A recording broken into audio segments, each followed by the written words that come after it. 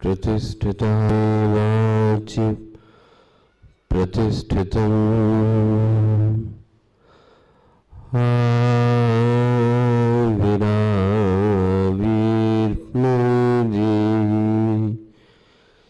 वेदस्य मूलस्थः श्रुतं प्रहासी अनेनाधीतेन अहोरात्रान् सन्दधामि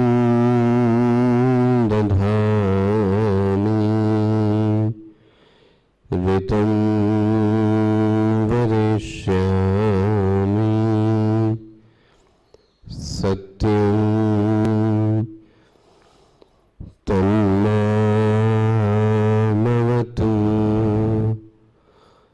तद्वक्तारमवतु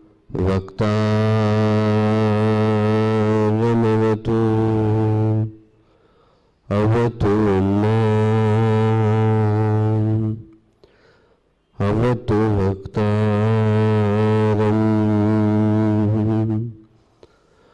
ॐ शान्तिः शान्तिः शान्तिः। शङ्करं शङ्कराचार्यं केशवं बादरायणं सूत्रभाष्यकृतो वन्दे भगवन्तो पुनः पुनः भगवन्तो पुनः पुनः। नमः श्री शंकरानंद गुरुपादाम्बुजन्मने सविलासमहामोह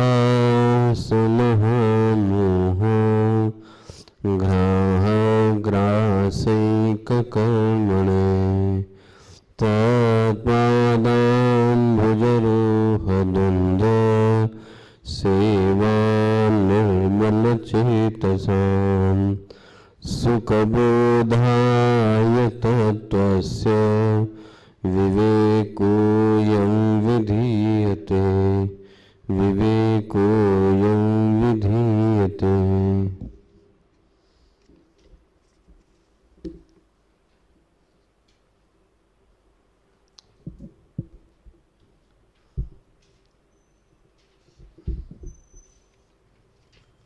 अट्ठासीवां श्लोक 88।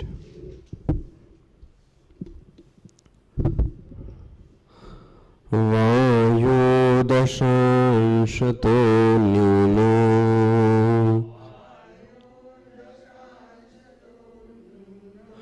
वह्निर्वायो प्रकल्पितः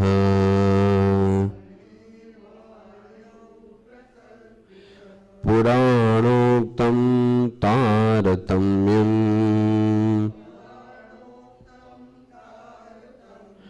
दशांशैर्भूतपञ्चके वह्निरुष्णो प्रकाशात्मा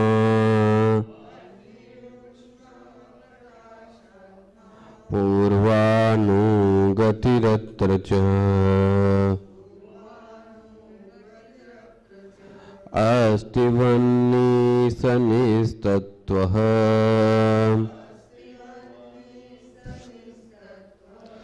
शब्दवान् स्पर्शवानपि सन्माया व्योमवायौ युक्तस्याग्निर्निजो गुणः रूपं तत्र सतः सर्वम् अन्याद्बुद्ध्या विविच्यताम् सतो विवेचिते वन्यो मिथ्यात्वे सति वासिते आपो दशांशतो न्यूनाः कल्पिता इति चिन्तये सन्त्यापोमो शून्यतत्त्वाः सशब्दस्पर्शसंयुताः रूपवत्योऽन्यधर्मानुवृत्त्या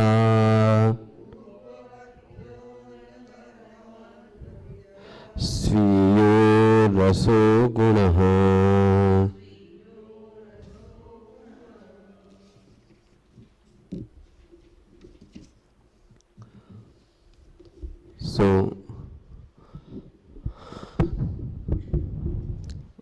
आकाश के एक अंश में वायु स्थित है, वायु के एक अंश में अग्नि स्थित है। बोला गया वायु से 10 अंश कम वायु के ही एक भाग में कल्पित है। पंच महाभूतों के दशांश के तारतम्य से उत्तरोत्तर लीन है। जो पंच महाभूत है वो एक दूसरे की अपेक्षा कम होते चले जाते हैं, न्यूनाधिक। इसके बाद जो 89 श्लोक था उसमें बोला वन्हि उष्णः प्रकाशात्मा। जो अग्नि है उसका अपना धर्म क्या है? बोले उष्णता है और प्रकाश है। ये किसी का धर्म नहीं है। जहां जहां ये रूप दिखता है उसका कारण कौन है? अग्नि तत्व। और जहां जहां उष्णता दिखती है उसका कारण कौन है? अग्नि तत्व। तो वन्हि उष्ण प्रकाशात्मा पूर्वानुगति अत्र च। यहां भी पूर्व की अनुवृत्ति होती चली जा रही है। जैसे आकाश में सत्य की अनुवृत्ति हुई थी, वायु में भी सत्य की अनुवृत्ति हुई थी, इसी प्रकार अग्नि में भी सत्य की अनुवृत्ति हो गई। बोले कैसे? बोले अस्ति वन्हि, आग है। ये है पना किसकी आ गई? बोले सत्य की, चैतन्य की, आत्मा की। तो अब हम बोलते हैं आग गरम है। क्या बोलते हैं? आग। तो आग में जो गरम है वो विशेषण किसका हो गया? आग का। लेकिन है विशेषण किसका हो गया? सत्ता का। तो बोले अस्ति वन्हि। वन्हि क्या है? सह निस्तत्व। जबकि वास्तव में अग्नि का है पना नहीं है। वो तो कैसी है? निस्तत्व है। किसकी? माया, सॉरी, सत्य की, ब्रह्म की। लेकिन अब हमें क्या लगता है? अग्नि है। इसका मतलब गुणधर्म किसका हो गया? अग्नि का। गुणधर्म किसका हो गया? अग्नि का। जबकि ये गुणधर्म आया किसका है? सत्य का। बोले अब इसमें और भी चीजों की अनुवृत्ति हो गई। शब्द, तो अग्नि में आपको शब्द भी दिखता है। जब जलती है अग्नि तो उसमें आवाज आती ना, कड़ कड़ कड़ के। स्पर्श, अब है ना वायु का भी गुण आ गया, शब्दवान स्पर्शवान भी। अब यहां से हम देखिए क्या था, सन्माया व्योम वायव अंशई युक्ति ही अग्नि निजो गुणः।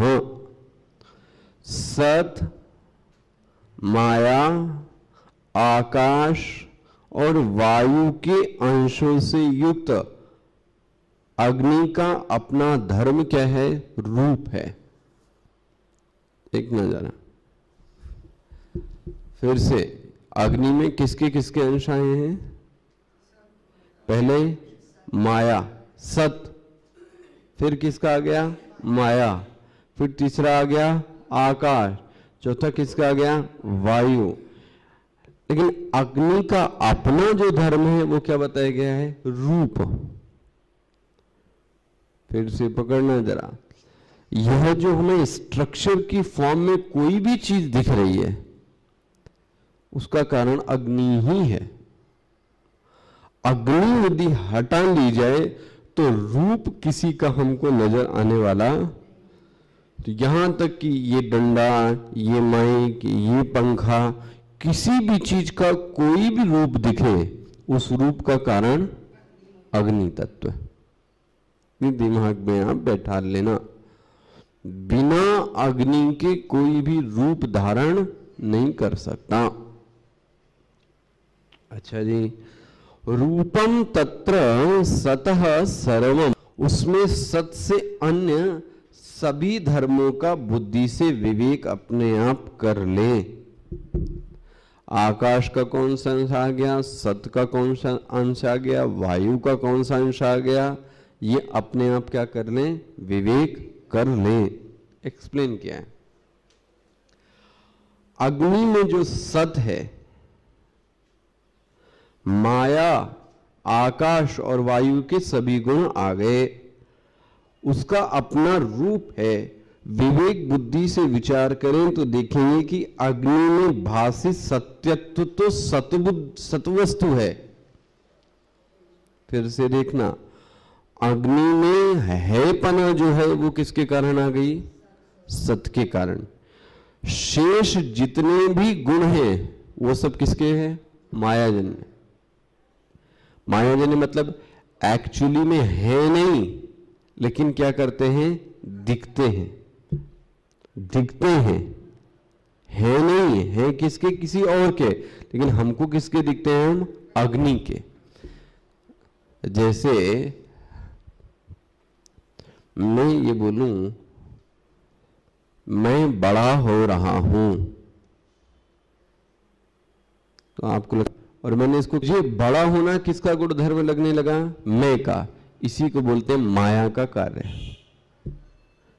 जो कार्य नहीं है उसको ये सत्य का कार्य करके दिखा रही है, जबकि बड़ा होना, मरना, छोटा होना, मोटा होना, ये कार्य किसका है?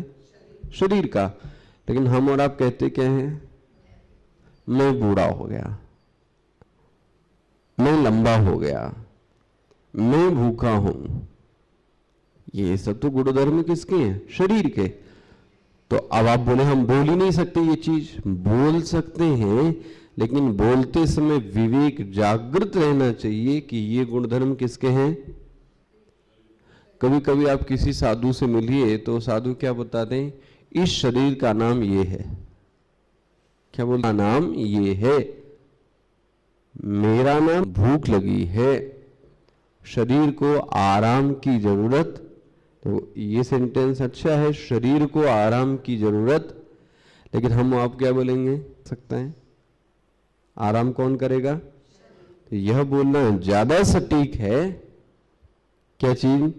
कि शरीर को आराम चाहिए। बीमार कौन हो गया?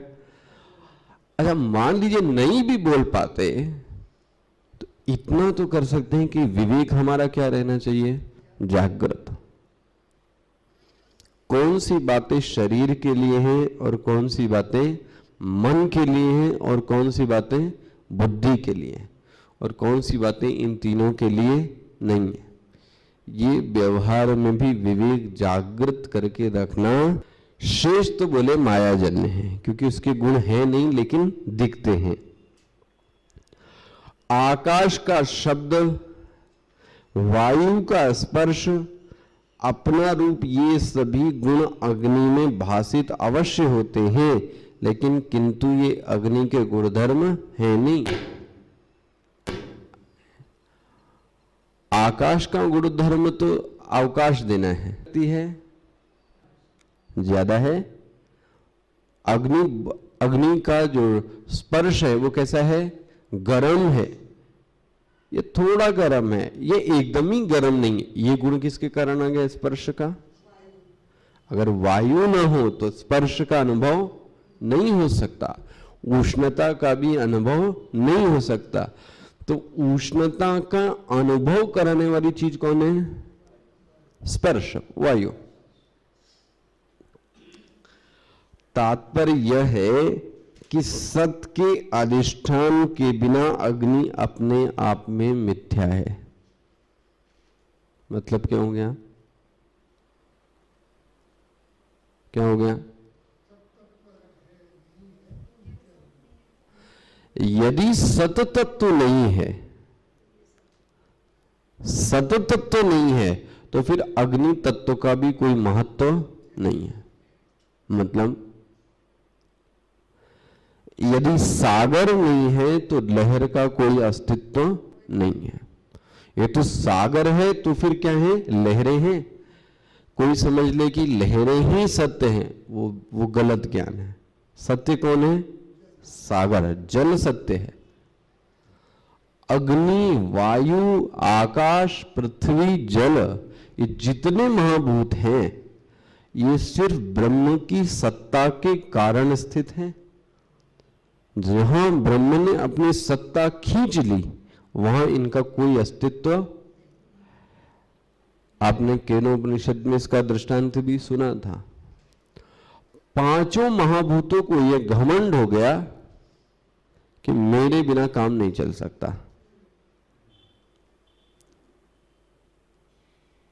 और इनकी देवताओं राक्षसों से युद्ध हो गया और ये लोग हारने लगे। तो कोई एक नौ के बाद मैंने आपको बताया, इसको बोलते हैं आख्यायिका। ये सत्य नहीं है लेकिन इसको समझाने के लिए कहा जाए, इसको क्या बोलेंगे? आख्यायिका। तो केनोपनिषद में आख्यायिका आई है। सभी महाभूत अपनी अपनी पार्टी में मस्त है। एक नवयुवक आया, वो बड़ा तेजस्वी था, वो भी पार्टी में घुसने की कोशिश कर रहा था। उसको इंद्र ने रोक दिया। इंद्र ने कहा ये हमारे लोगों के लिए है।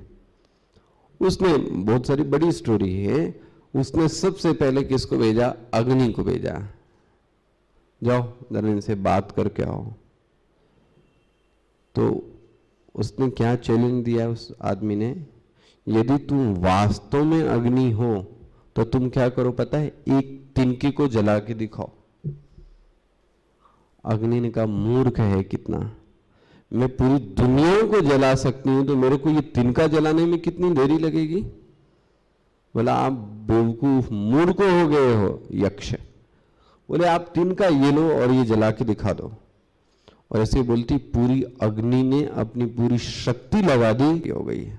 बोलते हैं वायु आई है, वायु को भी उसने बोला ये तिनका उड़ा के दिखा दो। और बोलते हैं वायु की इतनी फूंक मारने से एक तिनका भी इधर उधर नहीं हुआ। बोले इससे इंद्र को परेशानी हो गई। इंद्र से कहा गया इंद्र आप आके इसका कुछ करो, और इंद्र से भी बोलते कुछ नहीं हो पाया। उसने अपने आप को प्रकट करके बोला मैं ब्रह्म हूं, मैं तुम पांचों में जो शक्ति है वो पांचों में शक्ति कब है? मेरे कारण। मैं यदि ना रहूं तो अग्नि में उष्णता नहीं है, जल में गीलापन नहीं है, रस नहीं है, आकाश में अवकाश नहीं है। बोले इसलिए सबका कारण कौन है? मैं हूं। इस बात का अभिमान नहीं होना चाहिए। मैंने यदि सत्ता को हटा लिया तो कोई भी वस्तु काम नहीं कर, यही लाइन यहां पे बोली गई है। सत के अधिष्ठान के बिना, सत के अधिष्ठान के बिना अग्नि, इसका कोई अस्तित्व नहीं है। तो फिर जगत का सोच लो, जब पंच महाभूत का अस्तित्व नहीं रहेगा तो जगत का क्या अस्तित्व है? और जगत का अस्तित्व तो छोड़ दो, आपका क्या हाल होगा? जब व्यक्ति मरता है ना तो उसके पांचों महाभूत अपना अपना जो रूप है ना वो हटा लेते हैं, पता है आपको? इसीलिए व्यक्ति कुछ नहीं रह जाता। जब आपको जलाया जाता है ना तो अग्नि अपना गुण ले लेती है, वायु अपना ले लेता है, आकाश अपना ले लेता है, और उसके बाद व्यक्ति बचता क्या है? बोलो जी, चूरा, राख। क्यों? क्योंकि सभी महाभूतों ने अपने अपने अंश को वापस करने की मांग कर ली। तो ये हम और आप जो खड़े हैं, तो एक तो कारण हो गया पंचमहाभूत, दूसरा कारण हो गया पंचमहाभूत को भी जो सत्ता देने वाला ब्रह्म है वो यदि हट जाए तो पंचमहाभूतों का भी कोई अस्तित्व नहीं है। इसलिए ब्रह्म की सत्ता के कारण ही पंच महाभूत का अस्तित्व है। पंच महाभूत के अस्तित्व के कारण जगत का अस्तित्व है, और जगत में हम एक छोटे से कीड़े बन के रहते हैं। तो वह जो अस्तित्व है वो हम तक में भी गया हुआ है। ऐसा नहीं कि वो हमसे अलग है, उसी का अस्तित्व हमें भी गया हुआ है। इसी के कारण ही चेतना हमें यहां वहां दिखाई देती है। अच्छा जी, अब बोलते हैं चौथा महाभूत, सत और जल का भेद। क्या बोला गया देखें, जब सत से अग्नि का विवेक करके अग्नि का मिथ्यापन निश्चित कर लेने पर अग्नि के दशांश में जल की कल्पना है। फिर से देखना ये चीज, अभी तक कौन दशांश में था? वायु, वायु से कौन आ गया? अग्नि, और अग्नि के ही दशांश में कौन है? अब आप समझो, आप ऐसा समझो, तीन, कल मैंने बताया था, एक रोटी है उसके कितने भाग कर लिए? 10वां। तो 10वें हिस्से में कितना है समझ लो, सिर्फ 9 हिस्से क्या हैं आपके अभी? हाँ, उसका कोई अस्तित्व। महाभूत मैंने बोला ना, पुराणों में कहानी न्यूनाधिक हैं। आकाश में कौन आ गया? वायु, वायु में कौन आ गया है? अग्नि, अग्नि में कौन आ गया है? जल। अब आप देखो, अग्नि ही इतनी कम है, उसमें भी अग्नि के दशांश में कौन स्थित है? सिर्फ।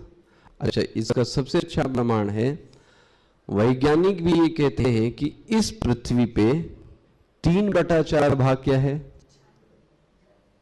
इससे दुआ कि नहीं हुआ? और पृथ्वी कितना है? 1/4। तो इस तरीके से इस रेशियो को आगे करते चले जाओ। ये रेशियो तो वैज्ञानिक भी दे चुके कि 3/4 भाग पानी है तो 1/4 भाग सिर्फ पृथ्वी है। ये चीज यहां पे की जा रही है। दशांश में कौन है? और दशांश तो छोड़ो, भगवान कृष्ण ने तो गीता में ही क्या बोल दिया? एकांशेन। एकांशेन मतलब इस उंगली के एक अंश के बराबर। एकांशेन स्थितो जगतो, उंगली के एक अंश में मेरे कौन स्थित है? जगत स्थित है। दशांश तो छोड़ दो, एकांशेन, एक अंश में मेरे स्थित है जगत। अब आप भगवान का जरा विराट रूप सोचो, क्या हुआ होगा? जगत उनके उंगली के एक अंश में, तो अभी तो पूरी उंगलियां बाकी हैं, पूरा हाथ बाकी है, पूरी बाहें बाकी हैं, और पूरा शरीर बाकी है। उस भगवान के शरीर में क्या होगा? अभी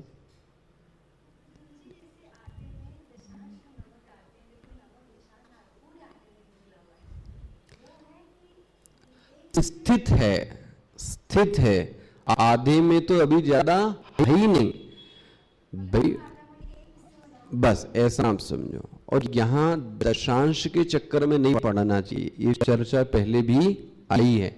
यहां स्थित ये दिखाया गया है कि इसका महत्व कितना है। हम अंश को नापने लगेंगे तो कभी नाप नहीं सकते भगवान, क्योंकि भगवान का एक अंश इतना तो फिर 100 अंश, तो वो तो बात यह होगी कि हनुमान जी की पूंछ कितनी लंबी थी। अब इस प्रश्न का उत्तर क्या मिलेगा? कितने मीटर कपड़ा लग गया, कितना लीटर केरोसिन लग गया? तो ये कल्पना तो फालतू की। समझना क्या है, एकांशेन स्थितो जगत, इस विराट स्वरूप में भगवान के, आपने वहां भागवत में देखा 14 लोग भगवान के कैसे कैसे बसे। ये जो कटी प्रदेश है भगवान का, यहीं पे पृथ्वी है बस। भगवान यदि खड़े हो तो भगवान की जो कमर है वही सिर्फ क्या है? पृथ्वी। नीचे भी लोक हैं और ऊपर भी लोक हैं। ऐसे 14 लोकों की स्थिति है, और एक लोक में न जाने कितने सारे ब्रह्मांड हैं, उनकी गणना नहीं की जा सकती। और अनेक ब्रह्मांडों में न जाने कितने ब्रह्मा जी हैं और न जाने कितने इंद्र हैं, वरुण हैं। अब आप समझ लो 14 को क्या हाल होगा। इतना बड़ा जगत है, इसलिए बोला जा रहा है इस जगत के चक्कर में न फंस के, जगत को जो सत्ता देने वाला है, जो ब्रह्म चैतन्य है, उसको यदि हम प्राप्त कर लें तो जगत कैसा लगेगा? मिथ्या। इसलिए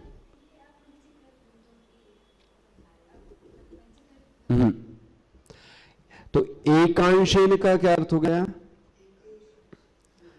मतलब अस्तित्व है ही नहीं, सीधी सी बात ये है। भगवान ने तो इन सबको भी क्रॉस कर दिया। 10 और 5 तो बोले छोड़ो, मैं तो एक अंश में जगत को, और इसलिए उन्होंने लीला के माध्यम से जब गिरिराज पर्वत को उठाया है, उसका उद्देश्य ये नहीं था कि अपनी शक्ति प्रदर्शन करना। उन्होंने सिर्फ इतना दिखाया है, मेरी एक उंगली पर ये पूरा नंदगांव बसा है, देख लो, मेरी एक उंगली पर नंदगांव है। इसमें किसका अभिमान तोड़ा? इंद्र का अभिमान तोड़ दिया, और नंद बाबा का भी अभिमान, क्योंकि भगवान कृष्ण नाराज इसलिए थे कि वर्षा कराने वाला मैं हूं,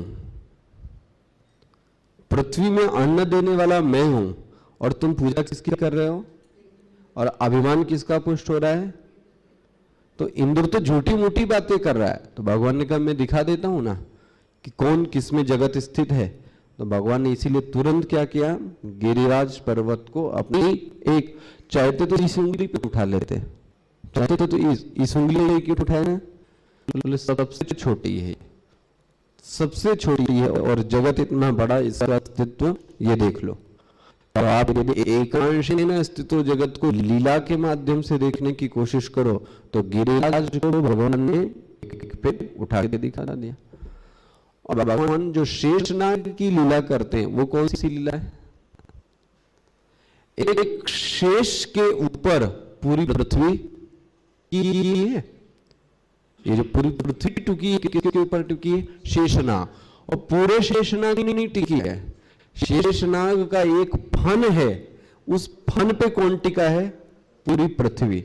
भगवान ने कहा अभी मैं तो आया ही नहीं हूं, अभी मैं तो नीचे लेटा हूं, मेरा जो नाग है, नाग के एक फन के ऊपर पूरी पृथ्वी है। तो आप समझ लो अभी जगत की क्या स्थिति होगी। तो इसी को वेदांत के माध्यम से इसमें समझाया गया, अंशों के माध्यम से। और उसी चीज को भगवान ने किस माध्यम से समझाया? भागवत में लीलाओं के माध्यम से। हर एक लीला का आध्यात्मिक महत्व है वहां, हर एक लीला का, चाहे वो गिरिराज दर्शन हो, चाहे वो चोरी हो, चाहे वो मिट्टी का दर्शन हो, चाहे वो इस पेड़ में बढ़ जाना हो, चाहे वो उद्धव जी को भेजना हो, चाहे वो अक्रूर जी को भेजना हो, बस वो देखने का नजरिया चाहिए। तो आपको एक एक लीला के दर्शन हो जाएंगे अध्यात्म में, वेदांत में कि क्या कहा जा रहा है। एल गीत, आप जरा एल गीत पढ़ते देखो आप, उसमें कितना वेदांत भरा हुआ है। विश्व गीत, उसमें कितना वेदांत भरा है। इसलिए ज्ञान मार्ग की तो बोलते हैं एकादश स्कंद यदि किसी को समझ में आ गया, एकादश, तो आप समझ लो आपको भागवत आपने क्या कर ली, पढ़ ली सब उस समय। और सबसे सुंदर बात यह है, उद्धव सिर्फ कितना बोला, मुझे आपके लोक जाना है। भगवान ने अपने लोग कितने लोगों को भेजा था, सबको भेजते हैं, लेकिन उद्धव जी को अपने लोक, उद्धव जी के साथ भगवान, और सब राक्षसों को लोक भेजा है। पूतनाओं को स्वरूप की प्राप्ति नहीं हुई, अगासुर बकासुर तृणावर्त, उनको कभी अपने स्वरूप की प्राप्ति नहीं हुई। स्वरूप की प्राप्ति सिर्फ एक दो लोगों को हुई है, विदुर जी को हुई है, और दूसरे कौन हुए, उद्धव जी। तो भगवान ने उद्धव से क्या, तुम अज्ञानी हो गए, जो लोक में जानना चाहता है वो लोक से फिर वापस ही आएगा। लोग तो इसलिए भेज रहा हूं क्योंकि तुम्हारे पुण्य कर्म जागृत हैं, और पाप कर्म जागृत हो गए फिर क्या करूंगा मैं, तो तुमको गया जाएगा वहां से, तो मैं कुछ कर भी नहीं पाऊंगा। तो इसलिए भगवान के पहले लोकों में जाने की बात मत करो उद्धव, मैं तुम्हारे हृदय में स्थित हूं, मेरा आत्म स्वरूप के दर्शन करने की कोशिश करो उद्धव। और आत्मदर्शन मतलब क्या बोला है वहां पे, सत चित आनंद, जो मैं हूं वो समझो। अभी तक मैं तो लीला करता रहा, मुझे तो तुम लोग समझ नहीं पाए। तो उद्धव की भी आंखें खुल गई कि मैं अब तक भगवान को सबसे ज्यादा करीब कौन समझता था, मैं। भगवान के सबसे करीब कौन थे, उद्धव जी। और उद्धव जी को बाद में पता चला मैं सबसे दूर हूं अभी, इनसे बढ़िया तो और भी लोग थे, विदुर जी हो गए, मैं सबसे दूर हूं, मैं बस लोगों में ही फंस गया। अब भगवान, लेकिन भगवान की आप करुणा देखो कि वो अपने किसी भी जो के कार्य में लगा हुआ था उसका भगवान ने अंत तक क्या किया है, कल्याण ही किया है, कल्याण ही किया है, किसी को नहीं छोड़ा। हाँ, गोपियों को भी स्वरूप की प्राप्ति नहीं हो पाई, सभी गोपियों को नहीं हुई। जैसे लोकों से की प्राप्ति राधा जी की बोली गई है, रुक्मिणी जी की बोली गई, सत्यभामा की बोली गई, लेकिन अन्य गोपियां तो देहाभिमान से ग्रस्त हो गई थी बाद में, तभी तो भगवान ने उनको छोड़ दिया रास करते समय, क्योंकि अभिमान से भी ग्रस्त हो गई। अब जिसका देहाभिमान ग्रस्त है हो तो उसको भगवान कहाँ सुन पाएंगे जाना। तो गोपियों को, अच्छा याद रखना, गोपियां ऋषि मुनि थे,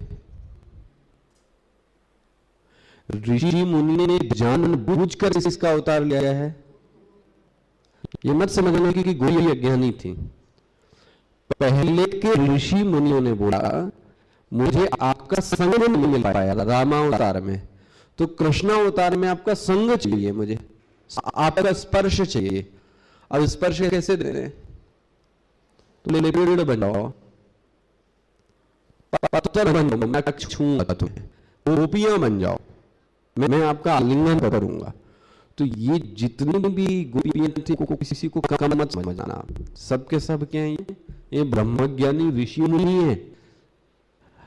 क्योंकि ये जो एक बड़ा भ्रम था कि ज्ञान के बाद भक्ति, तो मुझे लगता है अगर शंकराचार्य के या शंकर के बाद किसी का नंबर आता है वैराग्यवान में, तो सबसे ज्यादा प्रबल वैराग्यवान कौन है, शुकदेव जी। शुकदेव जी जैसा वैराग्यवान कोई नहीं है। और इस भागवत के असली वक्ता कौन है, आपसे सोचो क्या ये तो ब्रह्मज्ञानी नहीं है फिर, यम प्रव्रजंतम अनुपेतम उपेत कृत्यम कृष्णम द्वैपायनो विरह कातर आजुहाव। भाग में और उनके पीछे वेदव्यास जी भागे ले रहे हैं इतने, और वो ऐसा बोलते हैं, मैंने कल भी, गाय के थन के जितना समय लगता है उससे ज्यादा वो रुकते नहीं थे, इतने वैराग्यवान व्यक्ति थे। और ऐसा वैराग्यवान व्यक्ति यदि गोपी गीत का वर्णन कर रहा है तो आप क्या समझोगे, वो कोई श्रृंगार देख रहा है उसमें, क्या उसमें कामुकता देख रहा है, वो उसमें ब्रह्मज्ञानी ऋषि मुनियों को देख रहा था, और वो उनके प्यार को, वो उनके एक श्रद्धा को देख रहा था कि दोनों कैसे मिल रहे हैं आपस में। ये तो मैंने पहले बोला, भागवत में जिसकी नजर खराब है उसके लिए बहुत काम भरा हुआ है। वर्णन तो कोई पढ़े तो बहुत काम भरा पड़ा है। मैंने जब बहुत पहले पढ़े थे 8 साल पहले, तो सबसे कामुक ग्रंथ भागवत ही लगा है। ऐसे ऐसे वर्णन किए गए हैं कि आपको देख के तो दंग रह जाएंगे, लेकिन वो वर्णन की जो दृष्टि है वो यदि ठीक कर ली जाए तो फिर खैर। मैं आपसे क्या कहना चाहता हूं, एकांशेन स्थितो जगत। दूसरा एकांश का अर्थ वेदांत में लेना चाहिए, विवर्त है। विवर्त, एकांशेन की जब बात की जाए तो जैसे रज्जू के ऊपर सर्प क्या है, विवर्त है। रज्जू के ऊपर सर्प है नहीं, लेकिन हमको सर्प दिखता है, तो इस तरीके से कहा जाएगा यह जगत कैसा है। अच्छा जी, अब बोले इतना विवेचन में कर चुका हूं आकाश का, अग्नि का, वायु का। बोले अब जल का विवेचन करने की कोई स्पष्ट जरूरत नहीं है, इसलिए बोले आगे बढ़ते हैं।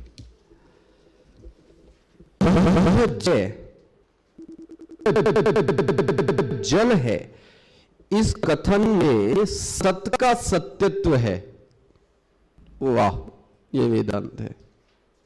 जल है किसका आ गया, सत का। अच्छा जी, माया का शून्यत्व है, ध्यान से समझना। माया का अपना कोई गुण, लेकिन जितने भी गुण हैं वो सब किसके लगते हैं अब, माया के, जल के, जबकि जल का अपना, माया का अपना कोई गुण है नहीं। अच्छा, दूसरा, आकाश और वायु के शब्द और स्पर्श गुण भी इसके साथ युक्त हो गया। किसके साथ, जल के साथ। जल रूपवान भी है। अब आप बताओ, जल का रूप होता है कहीं, लेकिन रूप कहां से आ गया, अग्नि के कारण। जल जो रूपवान दिखता है उसमें अग्नि, इसलिए समुद्र में कौन है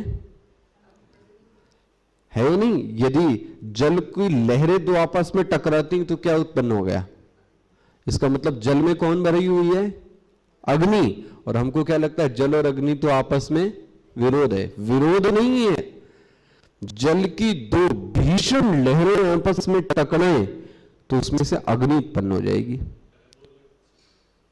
इसी से तो सब विद्युत बनती है आपकी। ये जो विद्युत बन रही, ये जल में जो उत्पन्न कौन है, अग्नि। तो अब आप देखना एक दूसरे में कैसे वेदांत कहता है कि अनुगत है। हमको दिखता जल है और जल में अनुगत कौन है, अग्नि। अब जल का रूप भी दिखाई देने लगता है। रूप किसके कारण आ गया, बोले अग्नि के कारण। जल का अपना कोई रूप, जल का सिर्फ अपना एक गुण है, कौन सा, रस। अब जल जब गिरता है तो आवाज आती है, कहां से आती है आवाज, आकाश के कारण। जल अब देखते हो ठंडा लगता है, गर्म लगता है, किसके कारण, वायु के कारण। जल अब उष्ण भी हो जाता है, रूप भी दिखाई देने लगा, किसके कारण, और जल में अपना एक रस भी है। तो देखो, हर महाभूत का एक एक गुण किसमें चला आया है, जल में चला आया। लेकिन बोले ये सब गुण के ऊपर एक गुण है, कौन सा, सत्यत्व। यदि ये सत्यत्व, सद्गुण ना हो तो इन गुणों का कोई अस्तित्व नहीं है। तो बोले इसलिए इन गुणों की ओर ध्यान मत दो, सत्यत्व की ओर ध्यान दो। पेड़ हरा है, हरे पने पर ध्यान मत दो, ये है पना जिसके कारण है ना, उसको ध्यान दो। लहरें बड़ी हैं, लहरें छोटी हैं, ये छोटी बड़ी पे ध्यान मत दो। लहरें जिसमें हैं उसको पकड़ो, किसमें है, समुद्र में। पकड़ में ना, हमारा तो ये नाम और रूप में ही ऊपर ऊपर फंसे रह जाते हैं। ये नाम और रूप का जो अधिष्ठान तत्व है उसको पकड़ो। पेड़ हरा है, ये उल्टी बात है। पेड़ जिसके कारण है पना के कारण, उसको पकड़ लो। पकड़ में ना, स्टीमर चल रहा है वो ठीक है, बट स्टीमर चल किस में रहा है, जल में। जल को पकड़ लो, आए ना। ज्ञान तत्व बुद्धि में नहीं है, ज्ञान तत्व चैतन्य में है, तो चैतन्य को पकड़ो ना। बुद्धि को क्या पकड़ते हो, शरीर को क्या पकड़ते हो, मन को क्या पकड़ते हो? जिसमें ये गुण भरे हैं उस चैतन्य की पूजा करो। कबीर तो यही कहता रह गया बार बार, जिसमें ये भरा है उसकी पूजा करो ना। ये पत्थर की पूजा करने से क्या मिलता है तुमको? है आगे कल। ओम पूर्णमदः पूर्णमिदं पूर्णात् पूर्णमुदच्यते पूर्णस्य पूर्णमादाय पूर्णमेवावशिष्यते। ओम शांति शांति शांति। हरि ओम। श्री गुरुभ्यो नमः। हरि ओम।